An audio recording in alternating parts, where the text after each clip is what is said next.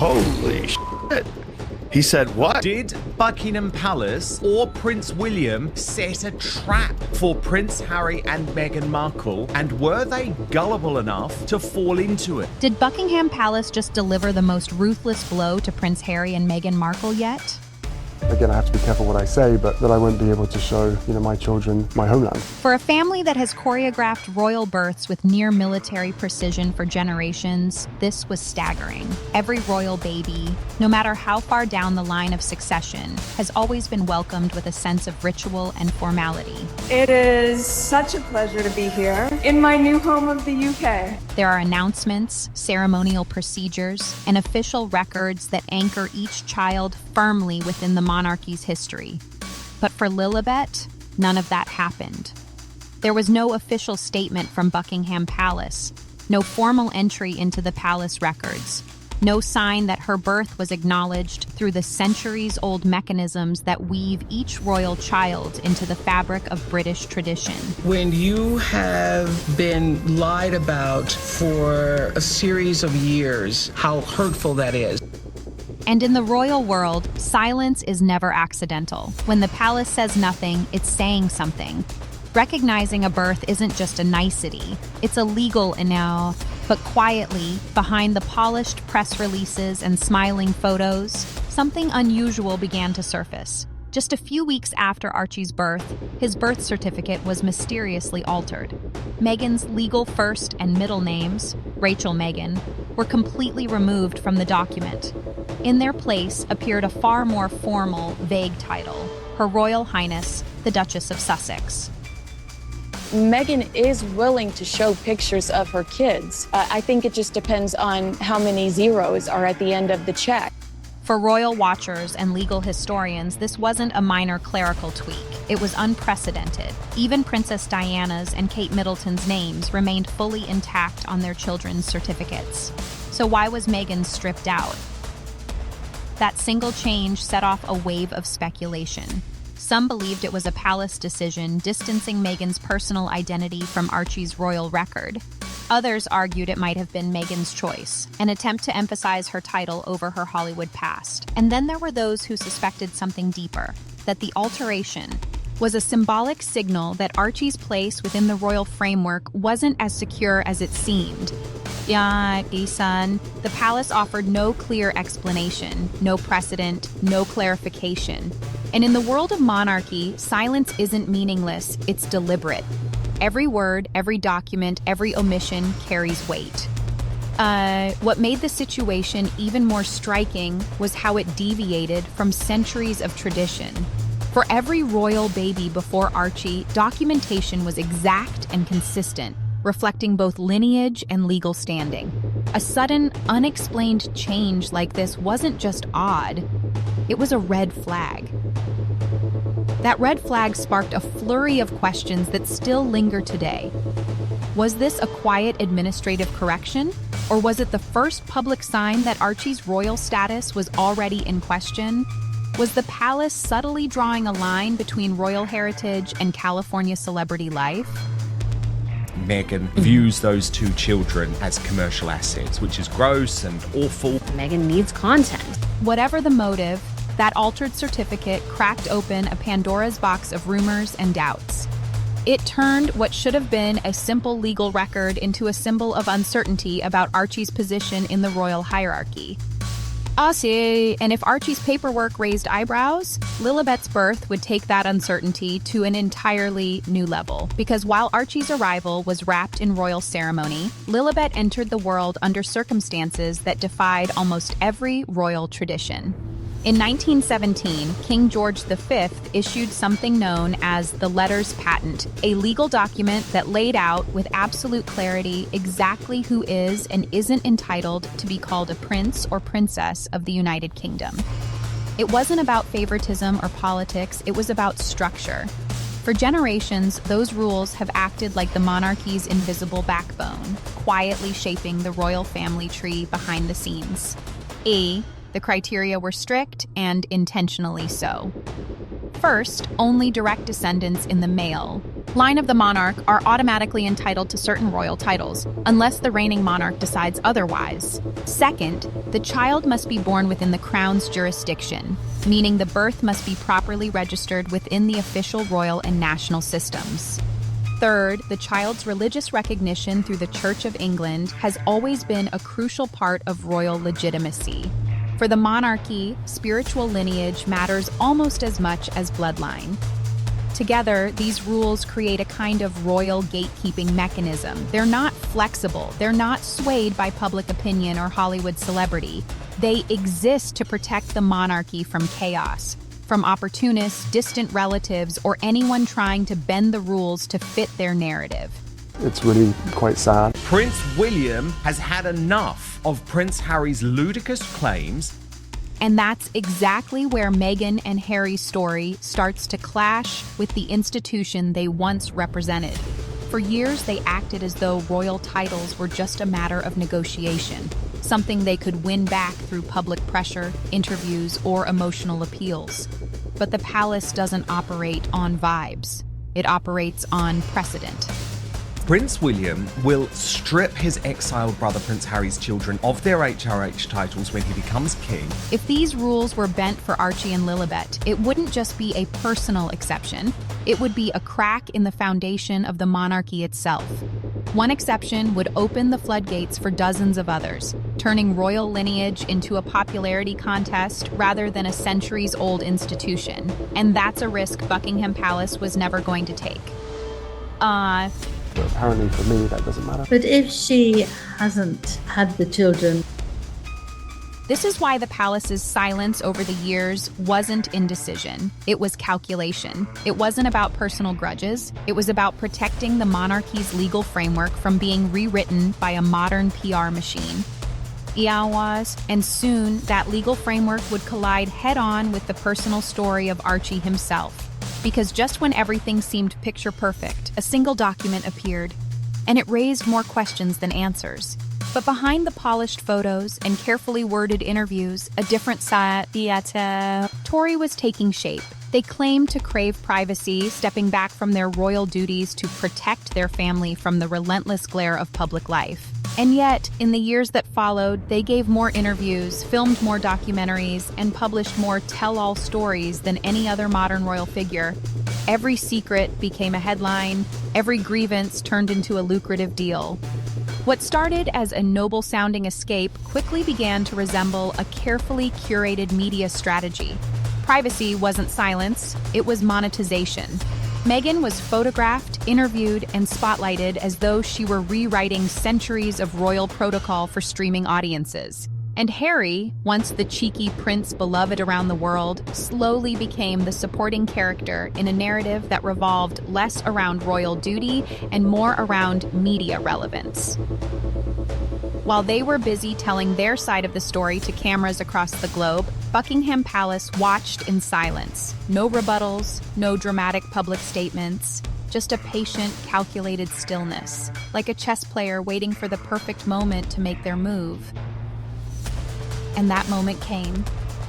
Because while Harry and Meghan were framing their own narrative in California, the palace was quietly reinforcing the centuries-old rules that define who truly belongs within the royal fold.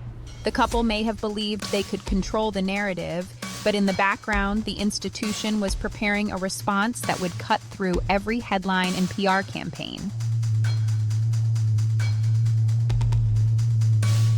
They thought they were playing a media game. The palace was playing history.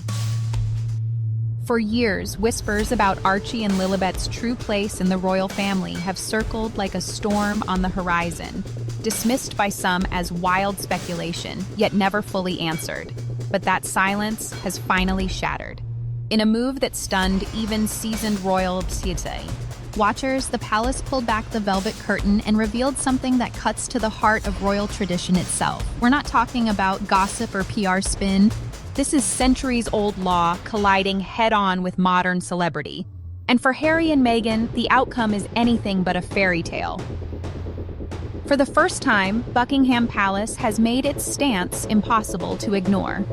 Archie and Lilibet's royal identities have been dragged out of the shadows and into the spotlight.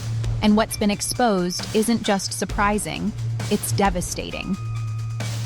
This is the story of how a centuries-old institution turned quiet suspicion into a thunderous declaration. And it all begins with a decision that no one saw coming. When Harry and Meghan first stepped onto the global stage as a couple, the world saw them as a breath of fresh air for the monarchy.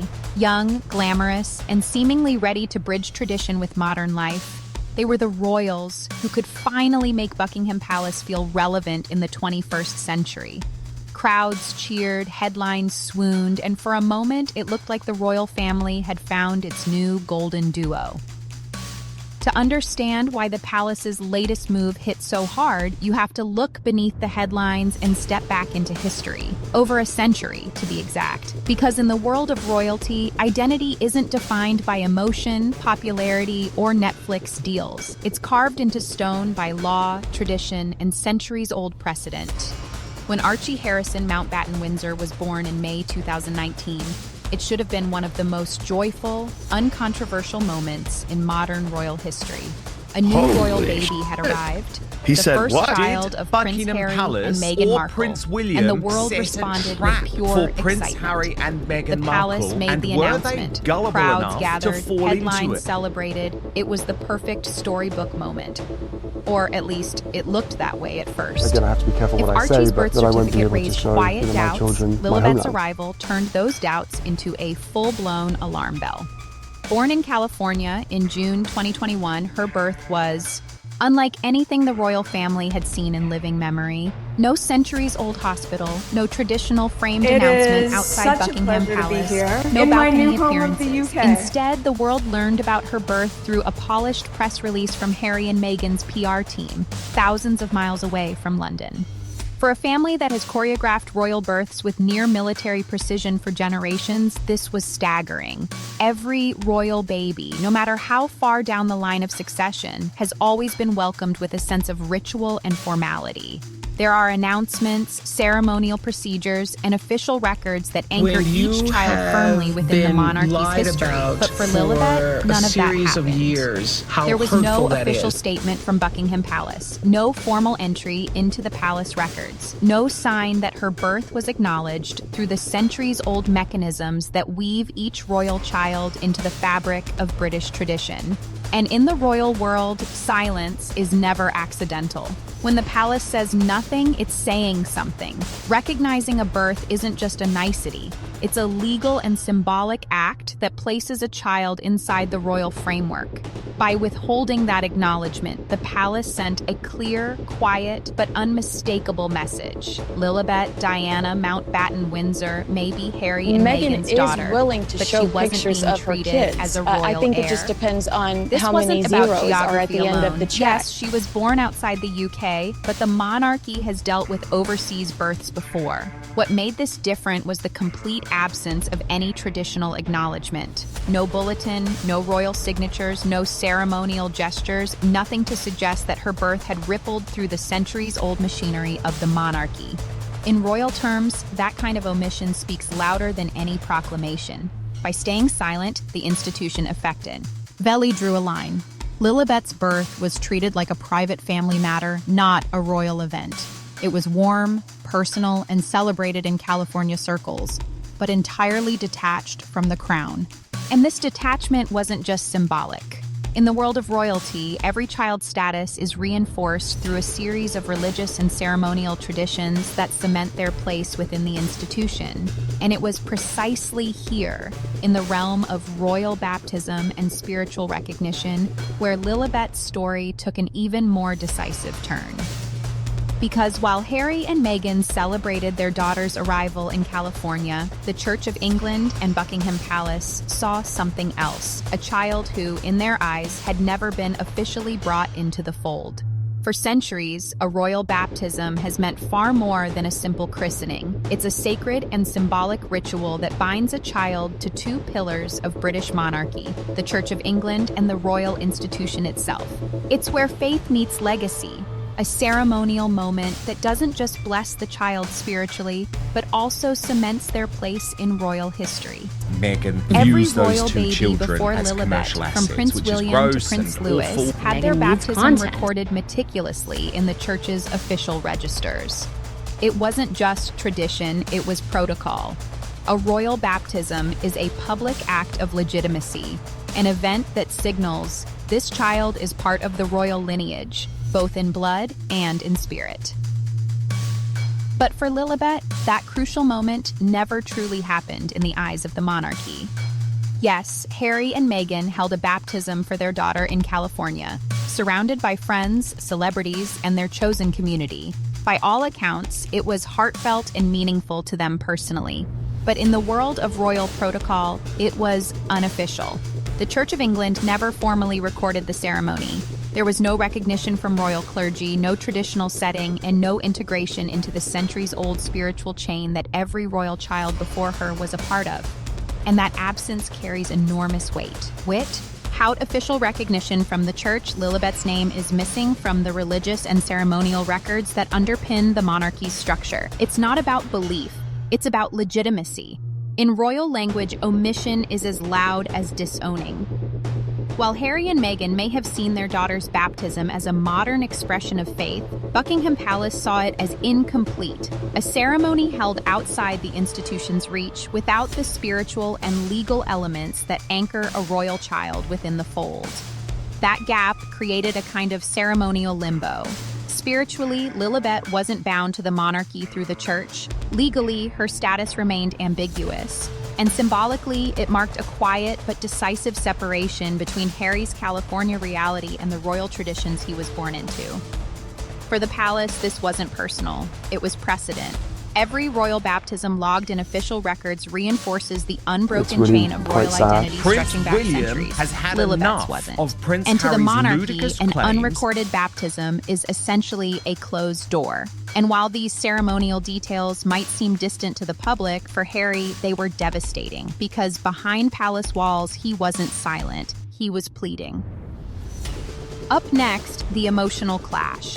Harry's private appeals versus the palace's unshakable rules. What happened next would reveal just how deep the divide Prince had become. William will strip his Behind the exiled royal brother Prince silence Harry's and children off centuries-old their HRH protocols, a titles when very he becomes human king. drama was unfolding. One centered on a son, a father, and a crumbling bridge between them.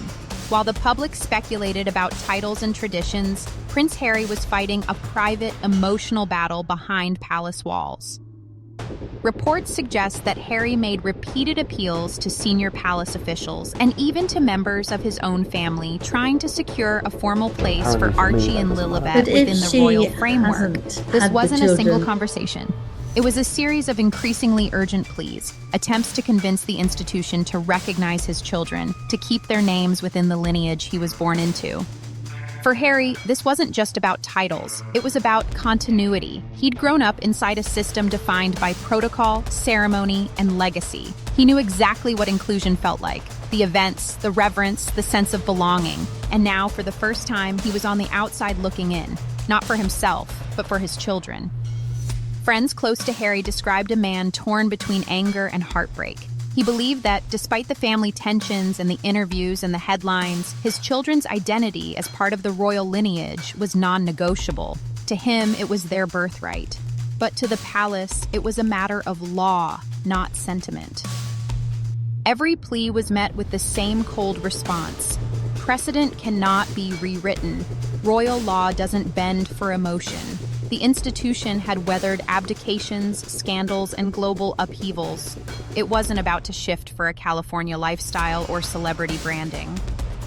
The deeper Harry pushed, the clearer the gap became. On one side was a man desperate to protect the royal identity of his children.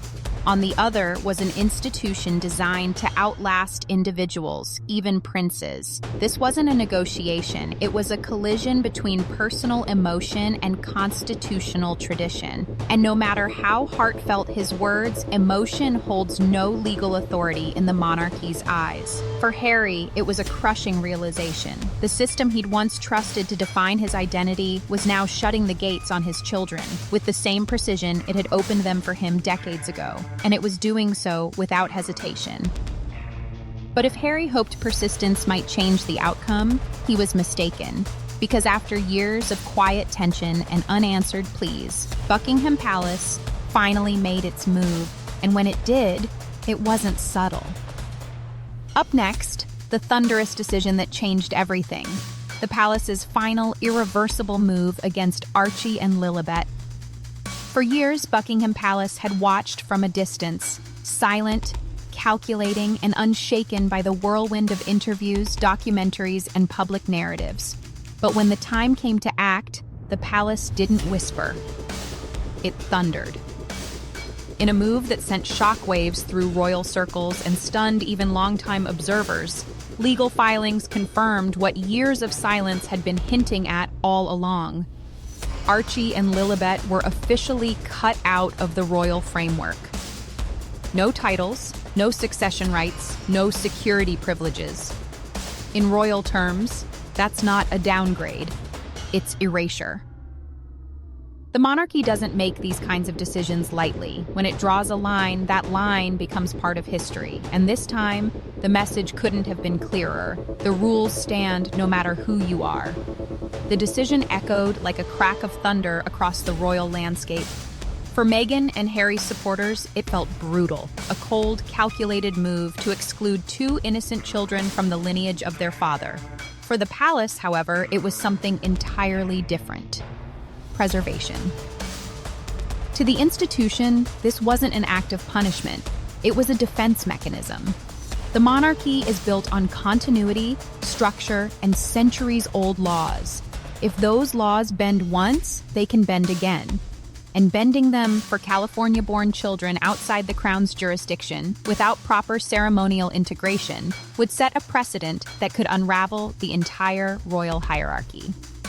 Prince William's stance reportedly left no room for compromise. According to insiders, his feelings toward Harry and Meghan had hardened over time, and he had zero intention of allowing Archie and Lilibet to use their HRH titles when he becomes king. What had started as a quiet family rift had now transformed into a constitutional boundary.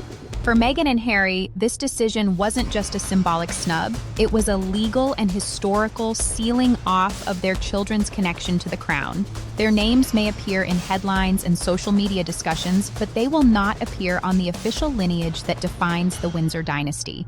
And perhaps the cruelest irony of all is this: the children didn't ask for this battle. They were born into a family split between tradition and rebellion, between protocol and personal narrative.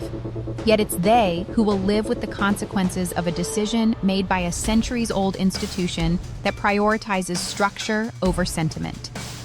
The palace's move wasn't dramatic in presentation. There were no speeches or royal addresses. It was paperwork, quiet, final, and devastating in its precision. And in that act, Buckingham Palace carved its stance into the monarchy's DNA. No amount of Hollywood deals, Netflix specials, or emotional interviews could undo what was now official. The door had closed. Permanently. And with the legal hammer dropped, the focus shifted to what this meant for Meghan and Harry themselves. Because without royal titles anchoring their children to the monarchy, the entire foundation of their public image was suddenly on shaky ground. For years, Meghan and Harry carefully crafted a global image, part royal legacy, part modern celebrity power couple. Their titles, their status, and above all, their connection to the monarchy gave them a unique allure. They weren't just another famous couple living in California. They were the Duke and Duchess of Sussex, the parents of royal children. That royal aura elevated every interview, every deal, every appearance. It was the golden thread running through their entire brand. But with Buckingham Palace's decision to remove Archie and Lilibet from the royal framework, that thread began to unravel. Their bill, billion-dollar media empire, the documentaries, the memoirs, the speaking tours, all leaned on one underlying narrative: insiders turned truth-tellers. Meghan's carefully curated image as a modern duchess and global mother figure relied heavily on the perception that her children were part of a living royal legacy. Without that royal anchor, the image starts to blur. Suddenly, the glossy Netflix specials that promised an inside look at royal life start to feel less like historical revelations and more like celebrity confessionals. Harry's memoir, once positioned as the raw perspective of a misunderstood prince, loses some of its gravity when the institution he critiques no longer recognizes his children in the lineage. Public perception is shifting and fast. For years, their story thrived on tension, the rebellious royals versus the cold institution. But when the institution removes the royal component altogether, what's left? Two former working royals living in California, navigating Hollywood deals like any other public figures. And in a world driven by image, that change is seismic. Royal status isn't just a title, it's a global currency. It opens doors, commands attention, and builds mystique. Without it, Meghan and Harry's public persona risks flattening into something far more ordinary. Two celebrities with a complicated family history. This is where the palace's quiet strategy becomes clear. By standing firm on centuries-old rules, they didn't just cut off titles. They undermined the very foundation of Meghan and Harry's brand. Every podcast, partnership, and public appearance now has to work harder to hold attention because the royal backdrop that once guaranteed intrigue is fading away. And beyond the optics, there's a deeper shift happening in how the world views their children. Archie and Lilibet were once seen as royal heirs growing up in a new end of fairy tale.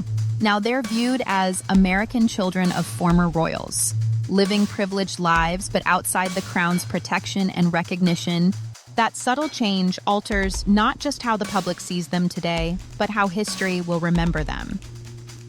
For Meghan and Harry, this isn't just a public relations setback. It's a strategic blow, one that strikes at the heart of their long-term relevance. Without that royal lineage actively supporting their narrative, their image is no longer a mix of royal mystique and modern rebellion. It risks becoming something else entirely, a brand untethered. And that brings us to the final chilling question, one that lingers long after the headlines fade. Was this about preserving royal tradition, or was it a deliberate punishment for defiance? What Buckingham Palace has done here isn't just another royal headline, it's a defining moment in modern royal history. With a few legal strokes and decades-old rules, the monarchy has drawn a line so sharp it can't be blurred by interviews, press releases, or celebrity influence. Archie and Lilibet's story isn't ending with the fairy tale titles the world once imagined. It's ending with paperwork, silence, and finality. In doing so, the palace reminded the world of something Meghan and Harry may have underestimated. Royal heritage isn't negotiable, it's enforced. This decision forces a bigger question, one that goes beyond royal gossip. Was this a necessary act to preserve centuries of structure, or a cold rebuke aimed at Meghan and Harry's defiance? Was the palace protecting its traditions, or punishing those who walked away? The truth might live somewhere in between. The monarchy has always survived by holding firm, weathering storms, and outlasting individuals. But this time, that survival instinct collided with a family's personal story, and two children became the symbols of that clash. Archie and Lilibet will grow up far from the palace walls, surrounded by Californian sunshine and celebrity circles, loved, privileged, and free, but forever marked by the lineage they were born into and the legacy they were locked out of. Their names may not sit on royal charts, but their story will echo through royal history for decades. And as the curtain falls on this chapter, one thing is clear. Buckingham Palace has spoken not with words, but with unshakable tradition. And in the world of royalty, tradition has the final say. But this saga is far from over, because every royal decision creates ripples in politics, in family, and in public perception. And sometimes, what's left unsaid is even more revealing than what's announced. So what do you think? Was this about protecting the monarchy or punishing Harry and Meghan? Drop your thoughts below, because this story isn't just history in the making, it's still unfolding. And if you thought this was shocking, you need to see what led to it. In my previous video, we uncovered the early warning signs that hinted this was coming long before Archie and Lilibet were born. Click over now and you'll see how the cracks started forming years earlier.